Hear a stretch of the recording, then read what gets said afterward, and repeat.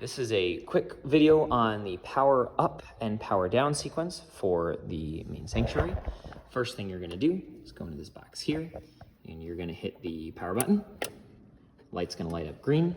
That turns on the monitors, the ATEM mixer, and the X32 rack.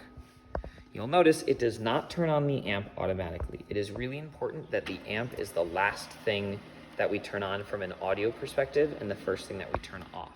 Because if we don't do that, it can cause popping as equipment turns on, which can blow the speakers, and that's very bad.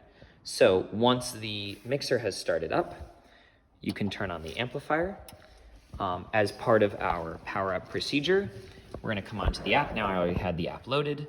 You're gonna go into the folder icon and load your scene. So you go to scene, go down, find the latest date, click that, load, yes, boom. Now I've loaded the scene. I'm ready to go for traditional or contemporary. The next thing I'm going to do is turn on the monitor. So I'm gonna grab any one of these remotes and I'm gonna walk around and I'm gonna make sure all of the monitors get turned on. The same remote should work for all three. You'll see that they are on. They're set to automatically turn on to the right input, but if for some reason they don't, you just page over, select the input, or not. In this case, the power button will work for turning them on, but because this is the right screen, I can't actually move the arrows around on there. So if, in this case, this is a great example, the confidence monitor didn't automatically boot to HDMI 1, I'm gonna grab the one that says confidence monitor, use the arrow keys here, page over, like that, select it, and I'm gonna select HDMI 1, and you'll see it says no input, it says searching for signal. The last thing to check is that the power strip down here is turned on, and we have a little light in the pulpit monitor, just like that. That's how you know that is turned on.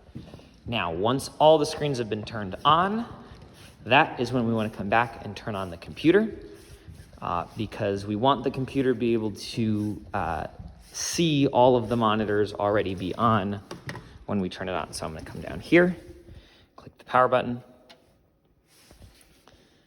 and give the computer a second to turn on.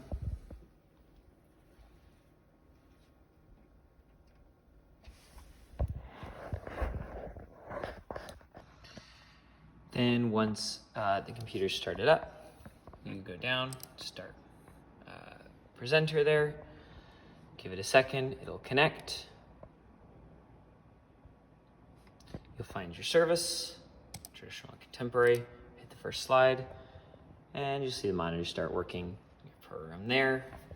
You have your top right display here, and also your full screen or lower thirds, depending on which slide you're on. Just like that. And you're good to go for service. Enjoy.